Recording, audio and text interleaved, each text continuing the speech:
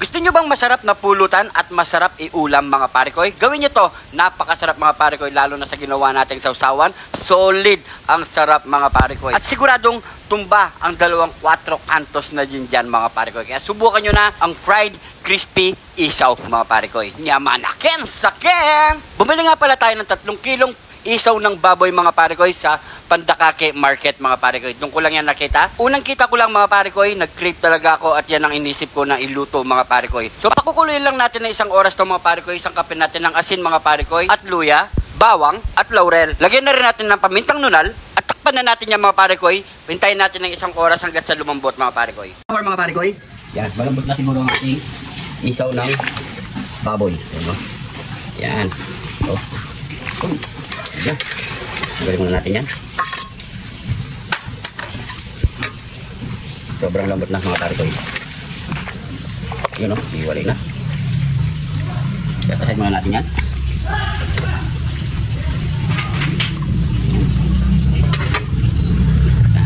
So palamigin muna natin ito mga pare ko. So habang pinapalamig natin yan, sasangkapin na natin ang ating matinding sausawan. Yan. Maglalagay tayo ng siyempre sibuyas na pula. Pipino, konting bawang, at siyempre yung kidlat ni John TV. Lalagay tayo ng paminta, asin, suka. Dami o. Haluloy lang muna natin yan. So ready na ang ating sausaw mga pare ko. Magpapainit na tayo ng mantika. At habang nagpapainit tayo ng mantika mga pare ko, lagyan na natin ang pampalasa ang ating isaw. Lagay tayo ng asin. Kahit na mainit, yan o. Yung malambot na ang ating mga pare ko. Umuusok pa. Yun, tuloy natin yan. Lagyan tayo ng paminta. Yan natin. Lagay tayo ng garlic powder.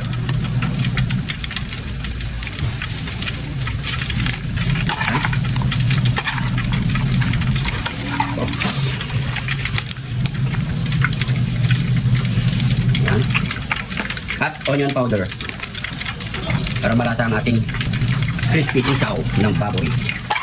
Yun o. Mainit pa kasi mga pare ko eh. Kaya hindi na ako makapaghintay lumamig pa. Medyo matagal. Yan. Yan yan. Ibababad natin dito sa harina mga pare ko. Ay.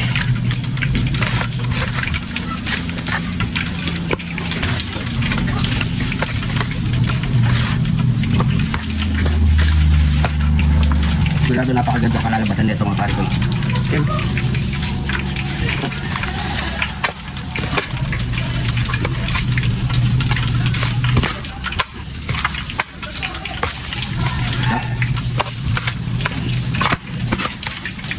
Kaya mga pare ko, so magpa-fry na po tayo.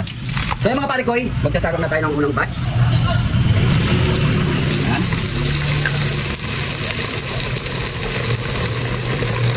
Pwede na siguro kung isa na lang mga pare ko. Lumulbog yung matamantika mga pare ko. Pero madali na lang. So tayo lang natin yung mag golden brown mga pare ko. Tsaka pala mga pare ko, si pare ko Arnold, wala siya ngayon. So tayo muna magsa. Bukas, nandyan siya mga pare ko. Let's go!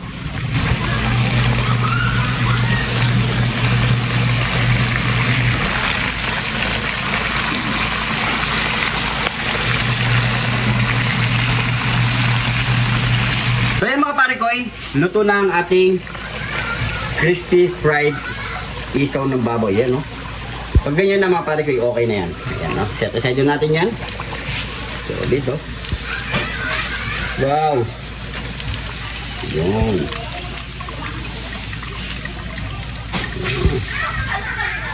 So yan mga pare ko, ready to mukbangan na mga pare ko. Let's go! Namanaken saken. Ito na ang ating crispy fried isaw ng baboy mga pare ko. So si pare ko Arnold bukas na lang. So busy siya ngayon mga pare ko. Bago tayo magmukbang, pray muna tayo. Thank you Lord sa napakasarap na pagkain na ito Lord. Bless you viewers namin Lord. Bless you mo support family Lord. Bless you family. Kalusugan namin Lord in Jesus name. Amen. So mga pare ko, hindi tayo magkakanin. Namnamin natin ito. Yan na. Tingnan mo naman ang sausawan natin mga pare ko.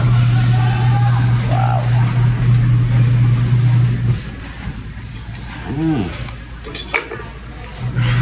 Mainit pa. Oops. dyan. Maraming sibuyas. Ayan po.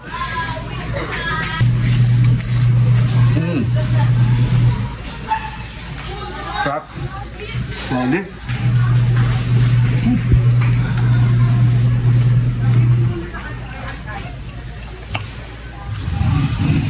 Pero kung kayong kakain mga parikoy, crispy siya, crispy.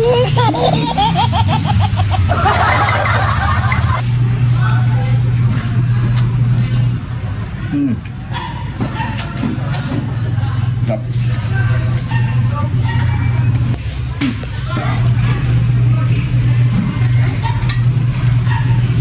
Kanina sobrang lambot na ito mga parikoy.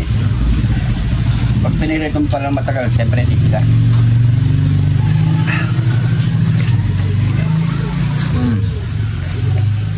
Sarap.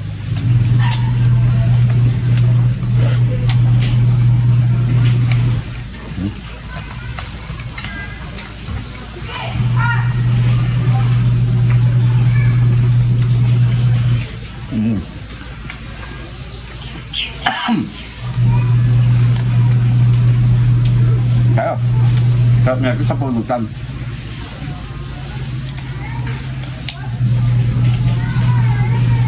No? Ano na? Sarap.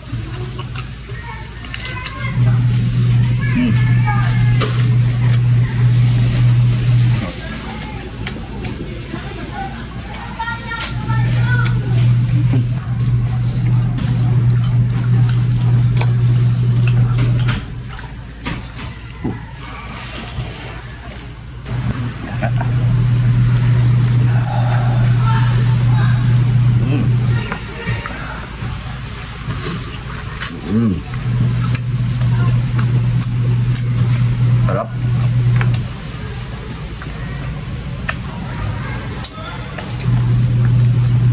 Hinahihila lang tayo dito mga pare ko ya. Yung hindi high blood, pwede kumain dito. Pero kapag high blood ka, hindi pwede.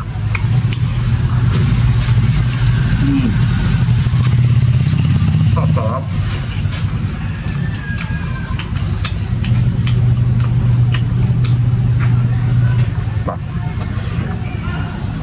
Sarap talaga nito.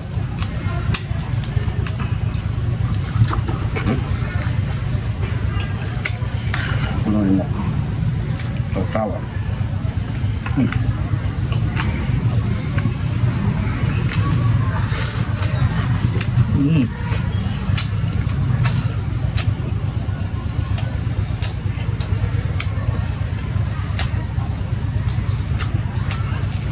That's nice.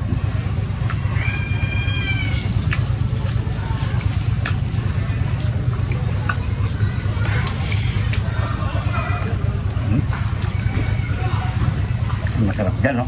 No?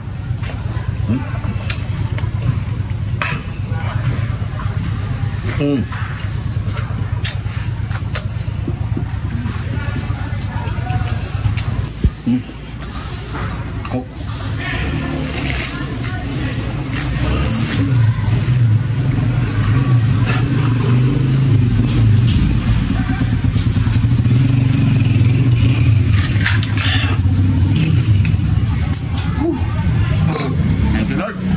So yan mga parikoy, siguro ganito na. Siyempre hindi natin ito maubos.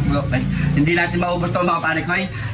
Daan-daan lang, hinay-hinay lang mga parikoy. So siyempre, pagtitiran pa natin si Parikoy Arnold at maraming pagtitigim nito. Maraming salamat sa panonood mga parikoy. Sana gusto nyo to, like-share na lang po ang ating video. Kung napadaan ka naman dito, pag-comment kung saan umabot ang ating video. Hindi pa na-follow, mag-follow na mga parikoy. Maraming salamat po. Ingat po kayo lagi dyan. God bless po.